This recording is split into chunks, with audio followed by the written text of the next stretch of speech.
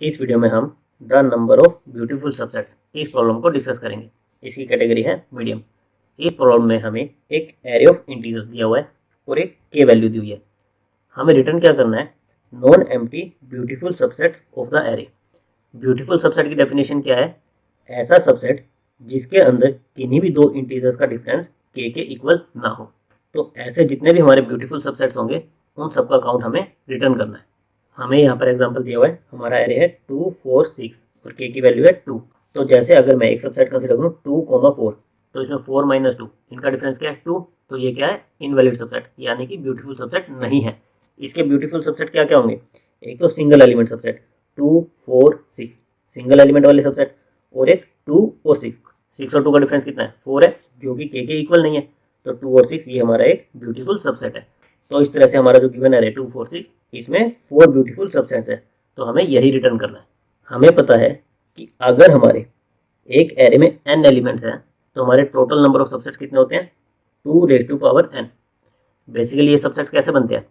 हमारे पास हर एक एलिमेंट के लिए क्या चॉइस है? या तो हम उसे सबसेट में लें या फिर ना लें। हर एक एलिमेंट के लिए हमारे पास कितनी चॉइसेस है? 2 चॉइसेस है। इस तरह से हमारे पास n एलिमेंट्स हैं, तो टोटल नंबर ऑफ सबसेट्स कितने आएंगे? 2n। जैसे हमारे 2 4 6 इसके कितने सबसेट बनेंगे? 2 3 = 8। 8 सबसेट कौन कौन से बनेंगे? सबसे पहले सबसेट तो बनेगा एम्प्टी सबसेट, कि किसी को भी ना लो। फिर एक एलिमेंट वाले 2 4 6 ये बनेंगे।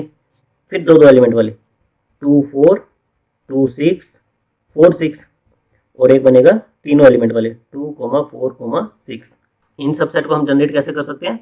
हम रिकर्शन से जनरेट कर सकते हैं। हम क्या करें? हम 0th इंडेक्स से शुरू करें। इस पोजीशन पर हमारे पास क्या है? दो चॉइसेस है, या तो मैं 2 को लूँ या ना लूँ।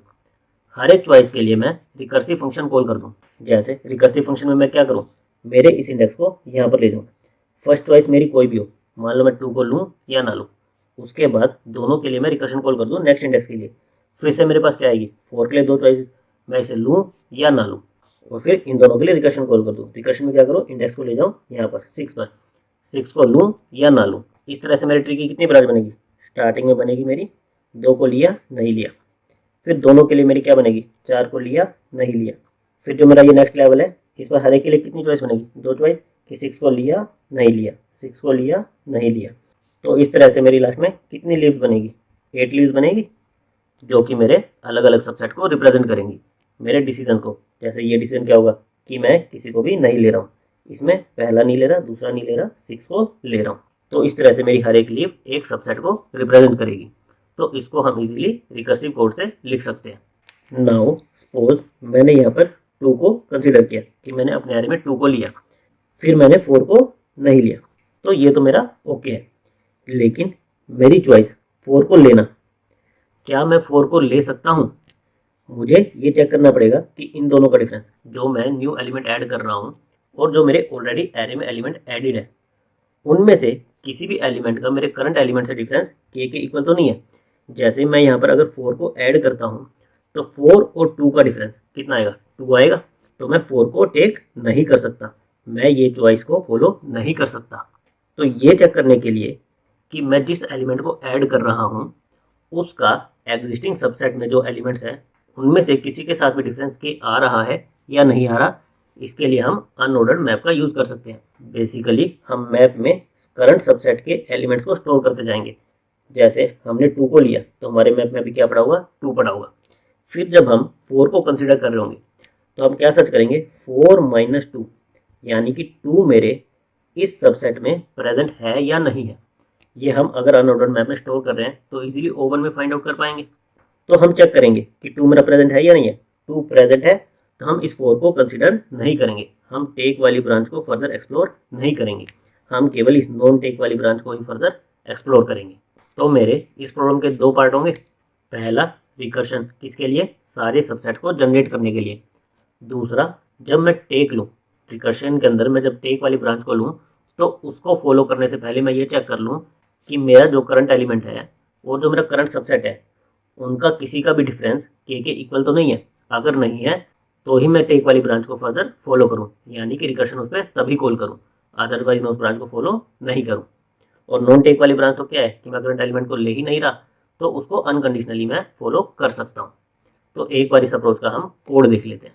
सबसे पहले हमने n में एरे का साइज ले लिया, फिर हमने एक अनऑर्डर्ड मैप लिया है। किसके लिए? ये चेक करने के लिए कि जो न्यू एलिमेंट हम कंसीडर करेंगे टेक वाली ब्रांच में, उसका और एग्जिस्टिंग सबसेट का डिफरेंस मेरा के इक्वल ना हो। तो हमने एक मैप ले लिया। फिर हमें क्या करना था? रिकर्शन कॉल करना था हमारे सारे सबसेट्स को जनरेट करने के लिए। तो हमने 0th इंडेक्स से शुरू किया, हमारा ये नम्स एरे पास किया, के जो कि डिफरेंस नहीं होना चाहिए वो पास किया, हमारा अनऑर्डर मैप ये पास किया, और एन एरे का हमने साइज पास किया। इसका जो भी रिजल्ट आएगा इसमें से हम 1 को माइनस करेंगे। 1 को माइनस क्यों कर रहे हैं? क्योंकि हमारा एक रिजल्ट आएगा एम्प्टी सबसेट। एम्प्टी सबसेट को हमें दिया हुआ है कि कंसिडर नहीं करना, केवल हमें नॉन एम्प्टी सबसेट देने हैं, तो इसलिए हमने इस एम्प्टी सबसेट को माइनस किया है। नाउ रिकर्शन के अंदर हमारा क्या होता है? सबसे पहले हमारी बेस कंडीशन होगी, फिर हमारे पास दो चॉइसेस थी, पिक और नोट पिक, और लास्ट में हमें रिटर्न क्या करना था? जो भी पिक का रिजल्ट आए और जो भी नोट पिक का रिजल्ट आए उन दोनों का सम, उन सारे सबसेट्स का काउंट। तो हमारी बेस कंडीशन तो क्या है कि जब हमारा इंडेक्स, जो ये 0 हमने पास किया था, जब ये हमारा इंडेक्स n पर पहुंच जाए, यानी कि एरे के सारे एलिमेंट्स को ट्रैवर्स कर ले और बाहर चला जाए, उस केस में क्या है कि हमें एक आंसर मिल चुका है, तो हम वहाँ से 1 रिटर्न कर देंगे कि हमें एक वैलिड सबसेट मिल चुका है। फिर उसके बाद हमारी कंडीशन क्या आती है? Note pick. नोट पिक में हमें क्या करना है? इस एलिमेंट को कंसिडर नहीं करना, तो हम सीधा इंडेक्स +1 की नेक्स्ट इंडेक्स को कंसिडर करो। सीधा हम रिकर्शन कॉल कर देंगे f इंडेक्स +1, बाकी हमारे सब सेम नम्स के mp और n, बाकी हम सारे पैरामीटर्स पास करेंगे और इंडेक्स +1 को पास करेंगे। पिक के केस में हमें क्या करना था?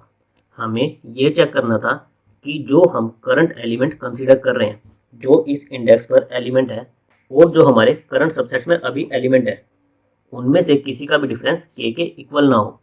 के इक्वल किस केस में हो सकता है? जैसे मान लो मेरे ये है 2 और 10 अभी सबसेट्स में पड़े हैं और मैं करंट एलिमेंट कंसीडर कर रहा हूँ 6, मेरे के की वैल्यू है 4, तो 6 - 2 भी 4 आएगा और 6 + 4 ये भी 10 आएगा, यानी कि 10 - 6 भी मेरा 4 आएगा। तो मुझे किस केस के लिए चेक करना है?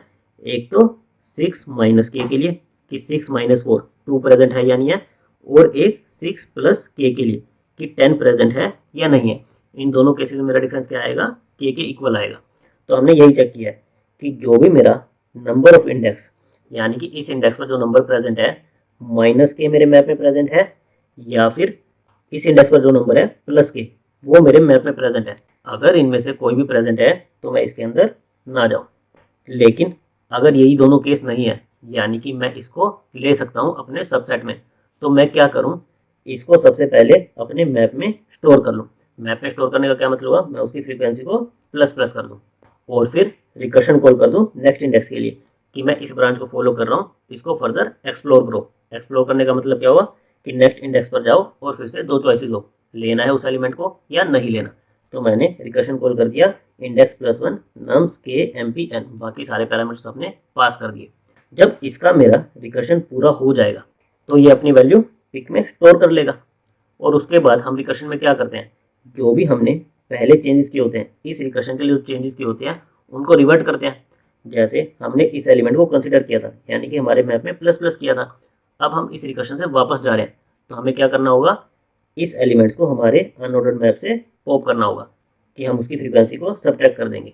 ये हमारे बेसिक रिकर्शन के रूल है कि हमने रिकर्शन पर जाने से पहले उस पर्टिकुलर रिकर्शन के लिए कोई चेंज किया था, तो रिकर्शन खत्म होने के बाद उसको रिवर्ट कर दो। हमने वही किया, रिकर्शन पर जाने से पहले इसे हमने अपने अनऑर्डर्ड मैप में ऐड किया था, रिकर्शन पर गए, जब रिकर्शन खत्म हुआ तो हमने इसे अपने अनऑर्डर्ड मैप से निकाल दिया। इससे हमारा एक आंसर आ जाएगा नोट पिक, एक आंसर आ जाएगा पिक में, तो हम दोनों का सम रिटर्न कर देंगे। तो इस तरह से हमारे ब्यूटीफुल सबसेट का काउंट स्टोर हो जाएगा और हमारा आंसर रिटर्न हो जाएगा। इसकी हमारी टाइम कॉम्प्लेक्सिटी क्या होगी? हम रिकर्शन कॉल कर रहे हैं, 0 से शुरू कर रहे हैं, हर बार इंडेक्स +1 कर रहे हैं, और हर इंडेक्स पर हम क्या कर रहे हैं? 2 ब्रांच कर रहे हैं, पिक नोट पिक 2 ब्रांच कर रहे हैं। तो हमारी टाइम कॉम्प्लेक्सिटी क्या होगी? 2⁻n, जो भी हमारे एरे का साइज होगा। और हमारी स्पेस कॉम्प्लेक्सिटी क्या होगी? एक तो हमारा क्या लगेगा? ये अनऑर्डर्ड मैप लगेगा n साइज का, और इसके अलावा हमारा क्या लगेगा? रिकर्शन का स्टैक स्पेस, जो भी कितना साइज का होगा ऑफ n साइज का। हम हर बार इंडेक्स को +1 कर रहे हैं, यानी हमारी एक ब्रांच की लेंथ मैक्सिमम कितनी होगी? n साइज की। तो हमारा अनऑर्डर्ड मैप का स्पेस होगा n और रिकर्शन का स्टैक स्पेस भी होगा n। तो हम ओवरऑल कह सकते हैं कि हमारी स्पेस कॉम्प्लेक्सिटी है O of n। Thank you guys.